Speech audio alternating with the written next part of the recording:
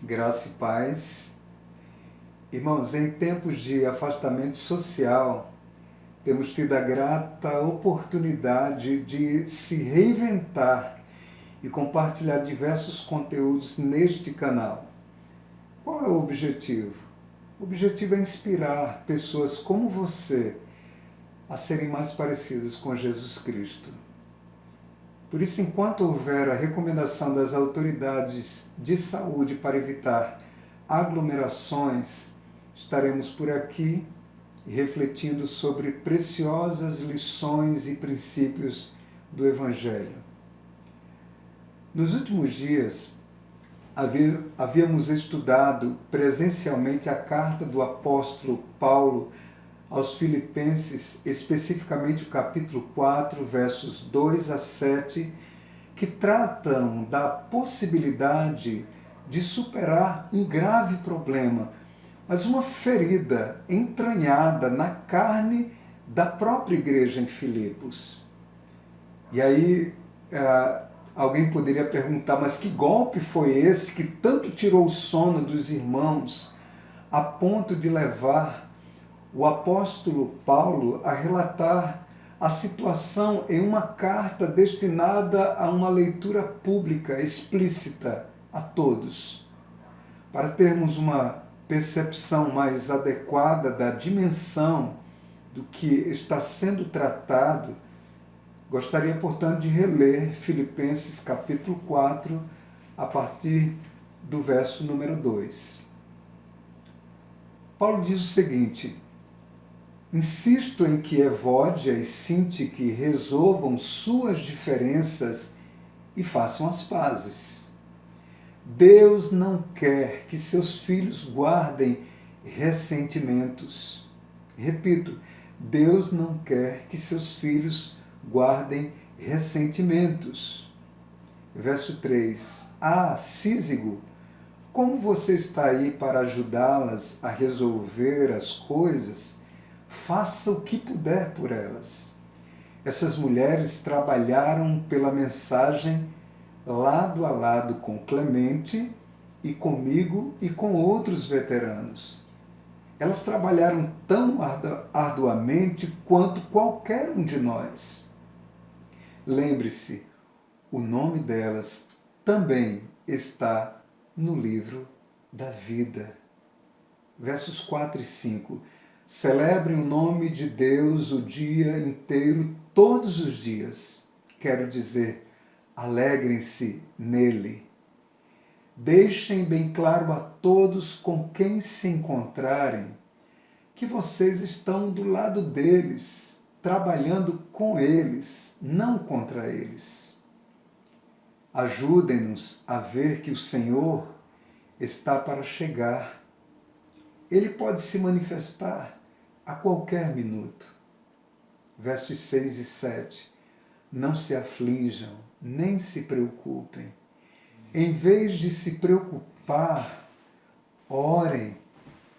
Permitam que as súplicas e os louvores transformem seus receios em orações, permitindo que Deus os conheça. Antes que vocês percebam a compreensão da integridade de Deus, que só contribui para o bem, virá e os acalmará. É maravilhoso o que acontece quando Cristo retira a preocupação do centro da vida humana.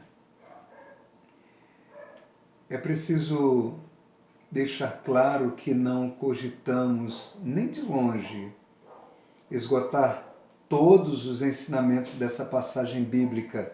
No entanto, é possível apresentar algumas pistas que nos reportam a certos princípios preciosos do Evangelho.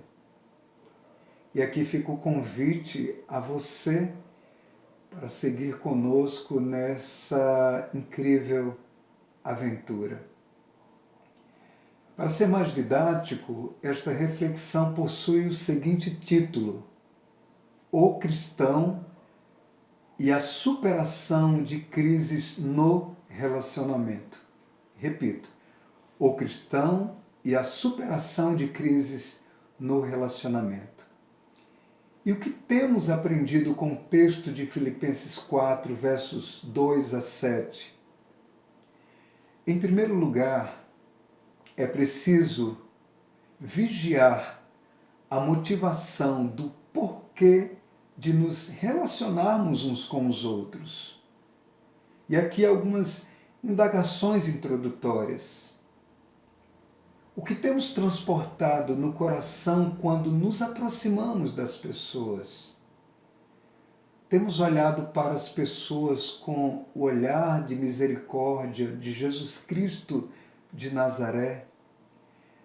Temos sido mutuamente encorajados e abençoados através de nossos relacionamentos? O texto de Paulo aos Filipenses relata a discórdia, o desentendimento, a desavença, o ressentimento entre duas irmãs na fé e filhas do mesmo Pai que é o próprio Deus. O nome delas é Evódia e Sintique, como nós acabamos de ver no próprio texto bíblico. Embora sou engraçado dizer que elas são irmãs e filhas do mesmo Pai, por quê? Essa informação é extremamente significativa no contexto do Evangelho. Sabe por quê, irmãos? Porque a gente tem aprendido que chamar alguém de irmão ou irmã não é gíria de quem segue a Jesus.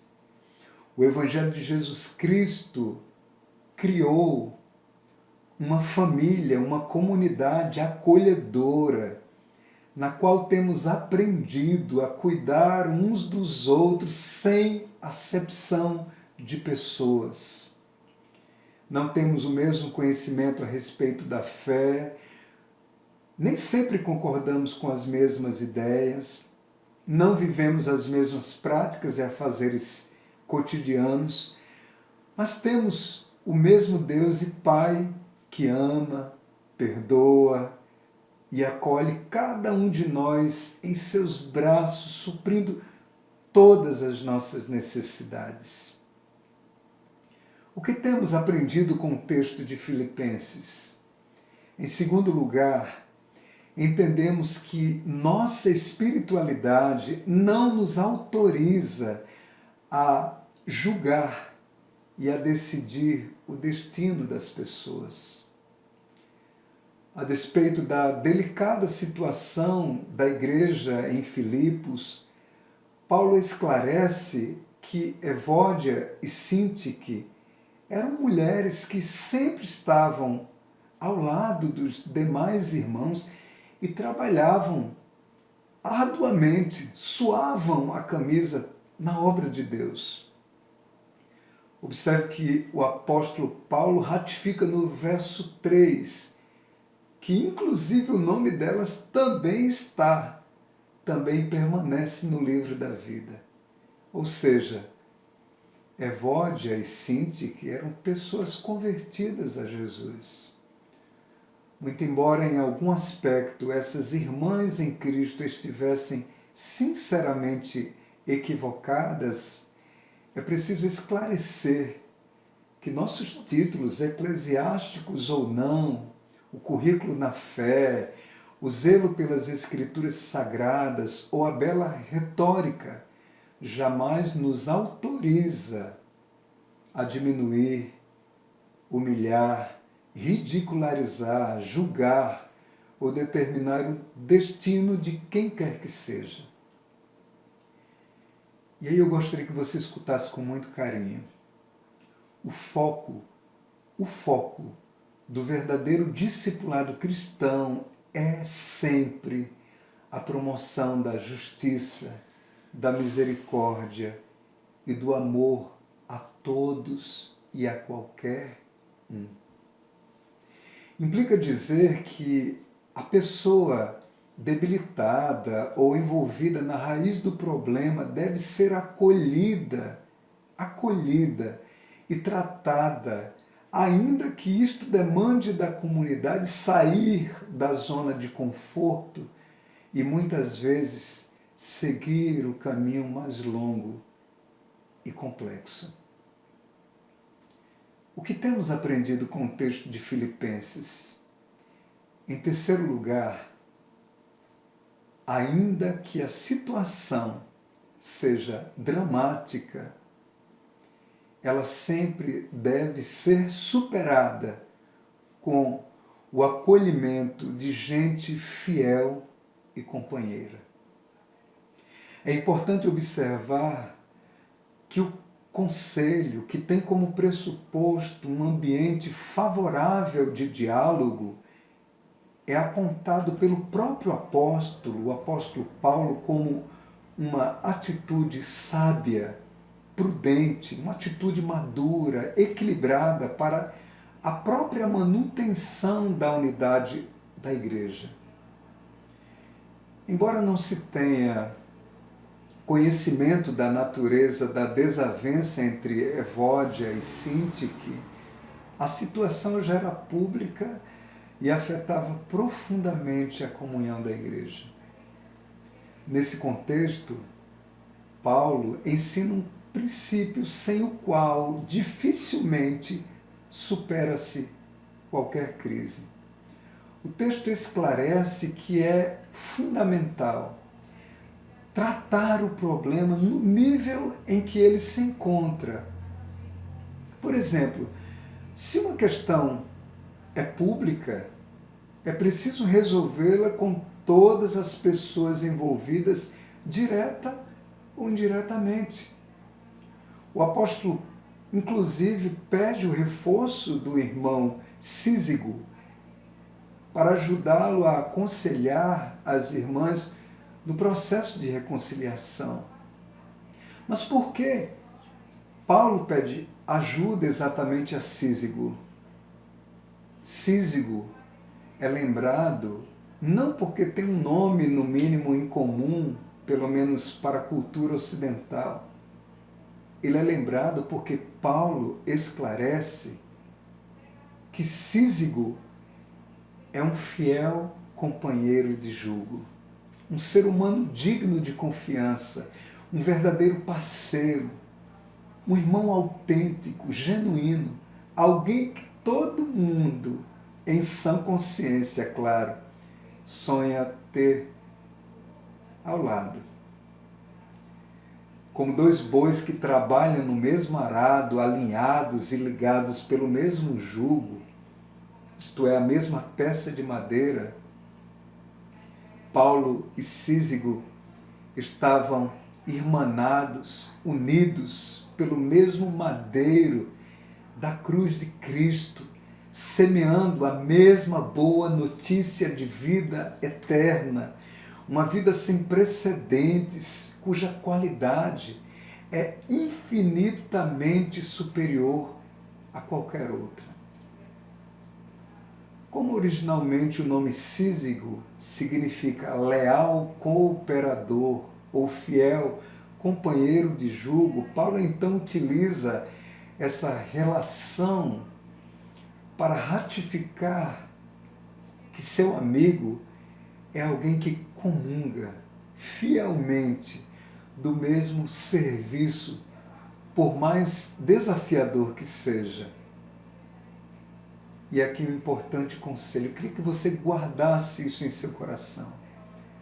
Somente caminhe lado a lado, somente peça conselho e compartilhe sua intimidade, suas angústias, seus dilemas, seu coração a pessoas como Cízigo, a pessoas que sejam leais, fiéis, companheiras. Guarda esse conselho. Mas o que mais aprendemos com o texto de Filipenses? Em quarto lugar, a natureza da igreja é ser o corpo de Cristo. Repito, é da natureza da igreja ser o corpo de Cristo.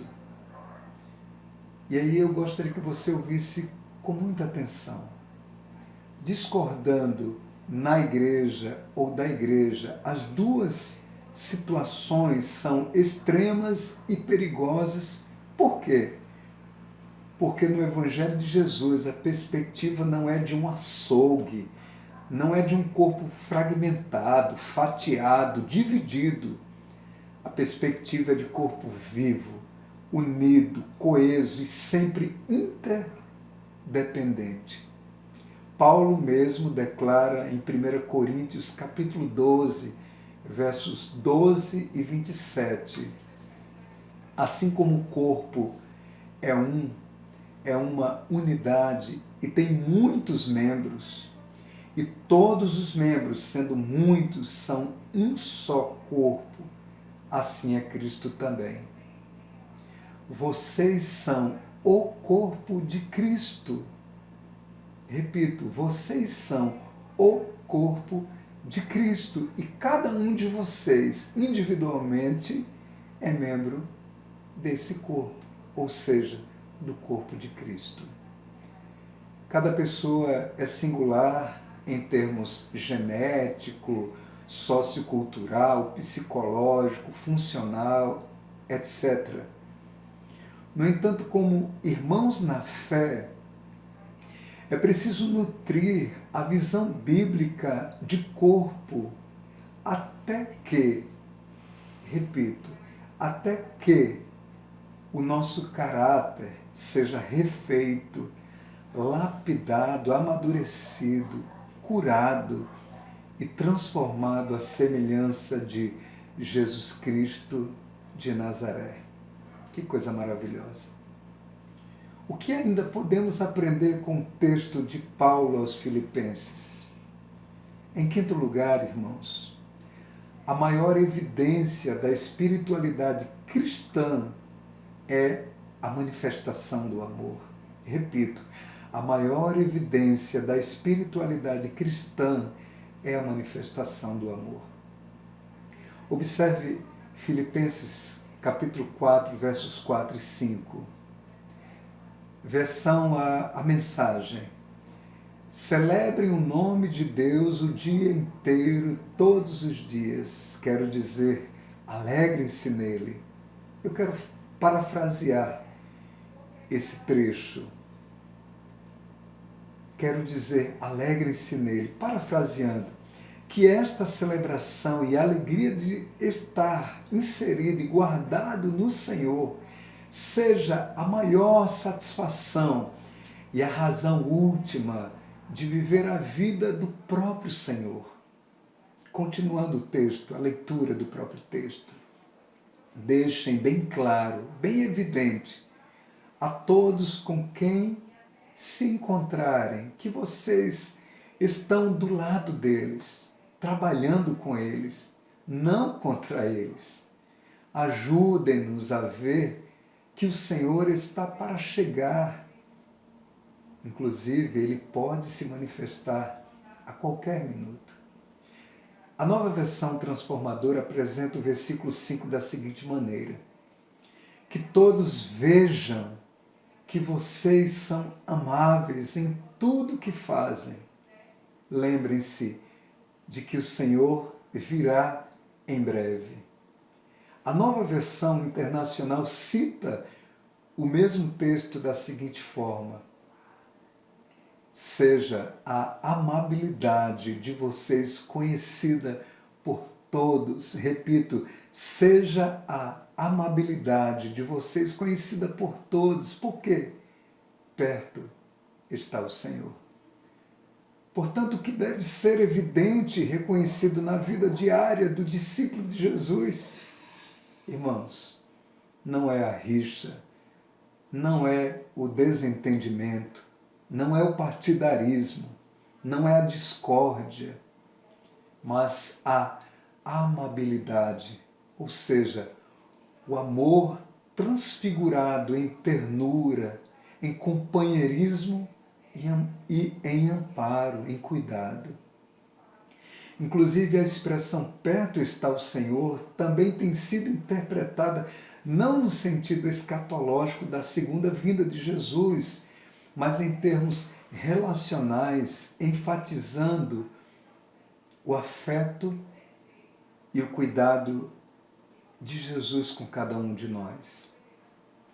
Então, parafraseando a mesma expressão, poderíamos dizer: seja qual for o tempo, contexto ou circunstância, e ainda que você encare uma pandemia, como a que estamos vivendo, Jesus Cristo de Nazaré está eternamente aliançado a você, porque Ele te ama.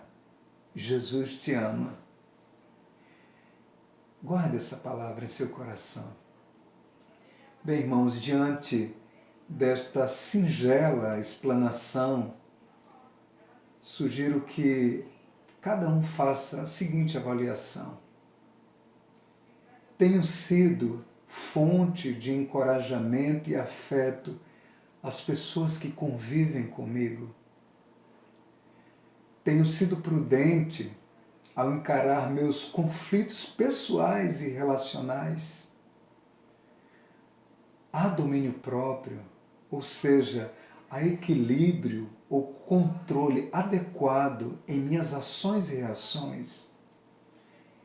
Na perspectiva do Evangelho, tenho lançado minhas ansiedades nas mãos de Deus com serenidade e gratidão?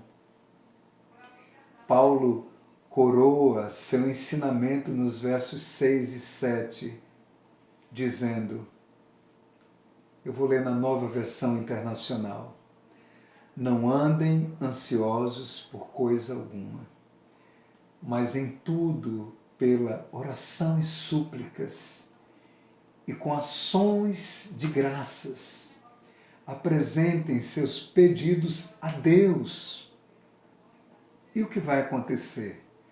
A paz de Deus, que excede todo o entendimento, guardará os seus corações e as suas mentes em Cristo Jesus.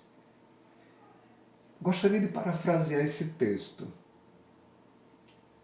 da seguinte forma: como faz uma sentinela sempre a postos na entrada de uma fortaleza, a paz de Deus que ultrapassa, que vai além, que excede misteriosamente todo o entendimento, guardará tudo aquilo que entra e sai do coração e da mente de vocês, em e sob o gracioso cuidado de Cristo Jesus. Jesus guardará todas as coisas que entram e saem do coração e da mente de vocês, sejam pensamentos, sentimentos, vontades ou ações. Para encerrar, gostaria de ler a mesma passagem na versão A Mensagem. Olha que coisa linda. Não se aflijam nem se preocupem. Em vez de se preocupar, orem. Permitam que as súplicas e os louvores transformem seus receios em orações, aceitando que Deus os conheça. Antes que vocês percebam a compreensão da integridade de Deus, que só contribui para o bem, virá e os acalmará. E o texto encerra de uma forma gloriosa. É maravilhoso o que acontece quando Cristo retira a preocupação do centro da vida humana. Eu vou repetir. É maravilhoso o que acontece quando Cristo retira a preocupação do centro da vida humana. Que coisa maravilhosa, irmãos. Que palavra abençoada, que palavra de Deus maravilhosa, que conforta os nossos corações. Bem, se Deus permitir, no próximo vídeo faremos a reflexão de Filipenses capítulo 4, versos 8 e 9, dando sequência à mensagem das cartas de Paulo. Que o Mestre dos Mestres nos conceda a lucidez de sempre, sempre andarmos em seus passos. Grande abraço e, se Deus permitir, até breve. Deus te abençoe.